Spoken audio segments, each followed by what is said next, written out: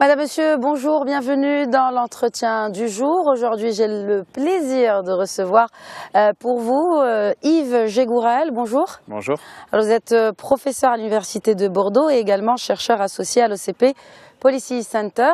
Nous allons aujourd'hui parler d'un sujet qui concerne toutes les économies du monde, car c'est la base même de toute économie, de toute consommation, industrie. Nous allons parler de matières premières en l'occurrence. Ces derniers mois, nous avons remarqué qu'il y a un rebond des cours des matières premières, notamment après des chutes de plusieurs mois maintenant, que ce soit pour les métaux industriels ou autres. Tout à fait. Si nous remettons ça en perspective, vous savez qu'il y a eu le super cycle des matières premières.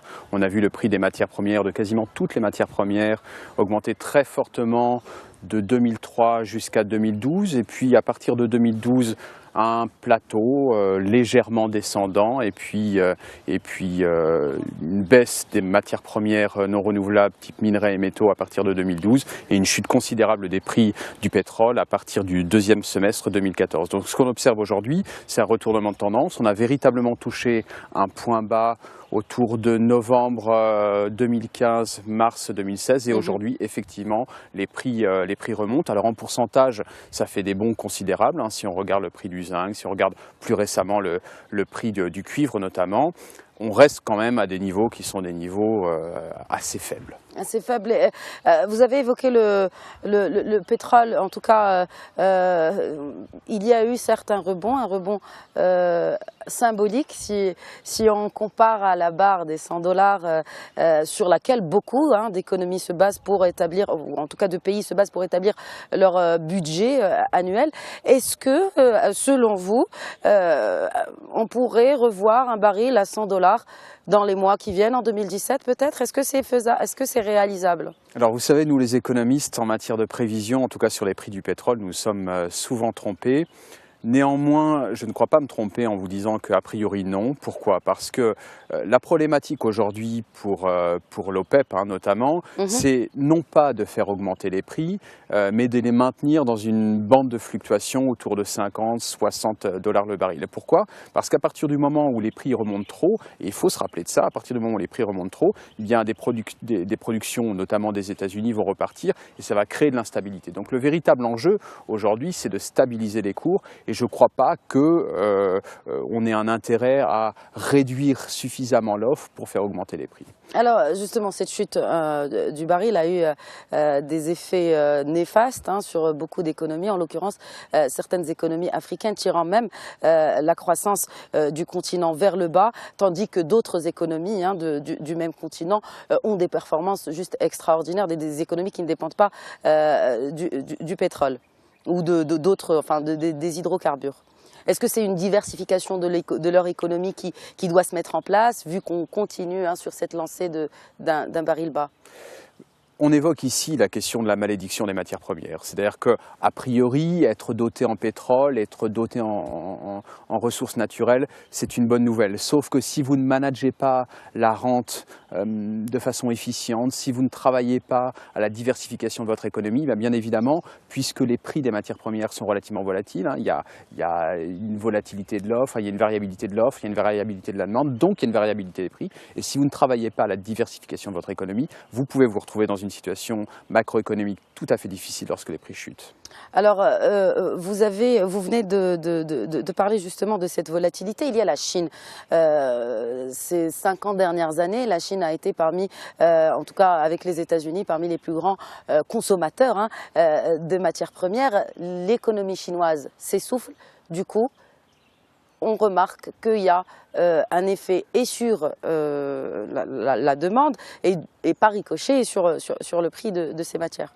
Vous avez tout à fait raison. C'est-à-dire qu'on a toujours vu historiquement la Chine comme un consommateur important de matières premières. C'est le cas. La Chine, c'est un débouché extraordinaire pour quasiment toutes les matières premières, mais dans le même temps, la Chine est un très gros producteur de matières premières. Et donc à partir du moment où la demande interne chinoise diminue, vous avez un pays qui a des capacités à l'export qui s'installent et qui font que les prix chutent au niveau international. C'est vrai sur l'aluminium, c'est vrai sur l'acier.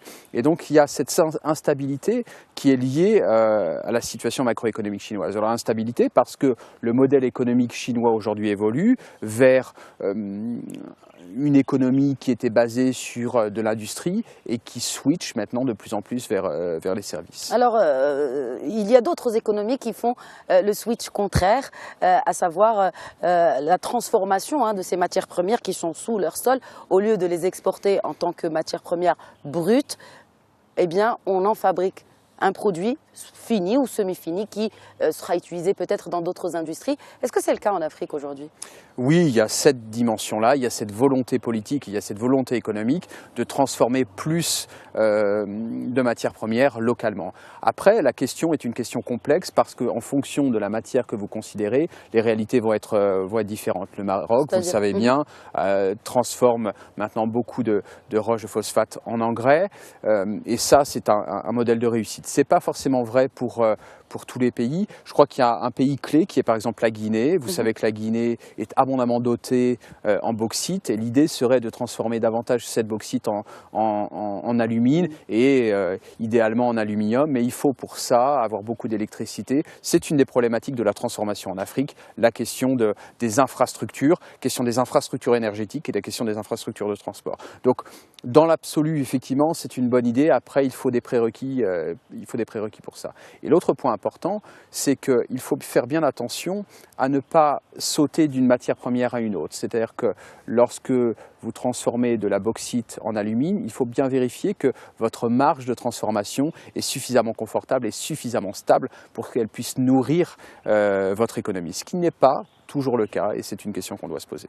Alors, au-delà des métaux, il y a aussi des produits agricoles. Je prends l'exemple du cacao, par exemple pour le Cameroun. On produit du cacao au Cameroun, on ne peut pas le transformer plutôt en chocolat. Donc il y a bien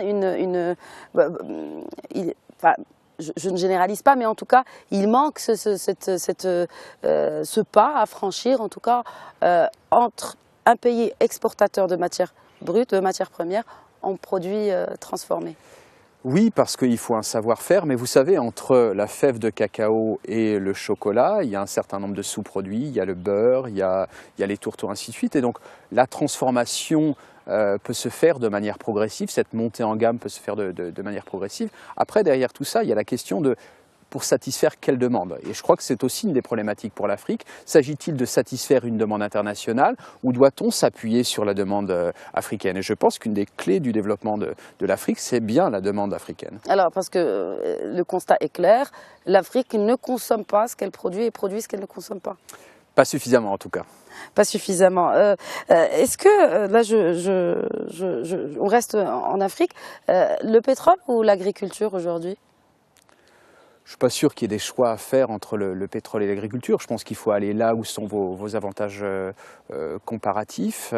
Mais encore une fois, il faut capitaliser sur vos acquis et puis il faut diversifier votre économie. Je pense que c'est la clé. Vous avez, je parle en investissement. Mais la question des investissements, elle est extraordinairement complexe parce que tout va dépendre en réalité des niveaux des prix futurs et vous ne savez pas si ces prix seront élevés ou pas. Je pense qu'on est sur des cas aujourd'hui trop généraux pour statuer plutôt pétrole, plutôt agriculture. Je pense qu'il y a une dynamique, je sens une dynamique positive sur le continent africain et c'est là-dessus qu'il faut clairement investir.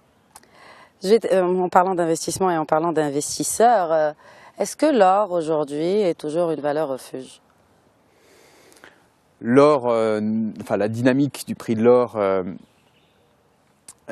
n'est pas des plus favorables aujourd'hui. Vous savez que l'or répond à des problématiques géopolitiques, mais c'est un marché qui est assez complexe parce qu'on a souvent tendance à parler, c'est une évidence, de l'or comme une matière première, mais l'or est aussi bien une matière première qu'une devise, ce qui rend l'appréhension de sa réalité tout à fait compliquée. Je pense que oui, on a une dimension clairement safe haven dans l'or, il y a cette dimension-là. Après, ce n'est pas le seul actif qui permet de se protéger contre l'instabilité géopolitique. Aujourd'hui, ce qui fait, à mon sens, une des faiblesses du prix de l'or, c'est les politiques monétaires. Vous savez qu'il y a du cash en abondance encore aujourd'hui, et c'est ça qui va déterminer, à mon avis, la dynamique des prix futurs. Alors, si les États-Unis, si la Fed américaine décide, effectivement, comme tout le monde le spécule en ce moment sur les marchés, si la Fed décide de relever ses taux, elle le fera.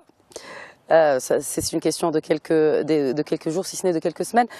Donc si la Fed décide de remonter ses taux directeurs, cela va directement impacter l'or et peut-être d'autres matières premières ? Oui, parce que derrière la politique monétaire américaine, vous avez la valeur du dollar. Bien évidemment que les taux directeurs américains ont une influence sur la parité du dollar vis-à-vis d'autres monnaies. Or, l'essentiel des matières premières, le cacao peut être mis à part, c'est un cas un tout petit peu particulier, mais l'essentiel des matières premières sont achetées en dollars et donc il y a une corrélation entre le prix du dollar, même si elle n'est pas systématique, mais il y a une corrélation entre les prix du dollar et le prix des matières premières. Je vais juste terminer avec un petit mot sur l'Afrique. Est-ce que maintenant l'Afrique a besoin de sa propre bourse des matières premières ? Quand on parle de bourse des matières premières, qui soit africaine. On entre dans une dynamique extraordinairement complexe. Ce que je sais, c'est qu'une bourse des matières premières, c'est avant tout la capacité à donner un prix à une matière première et un prix public. Et il y aurait effectivement... On ne serait pas capable en Afrique de faire cela ? Il vous faut des infrastructures.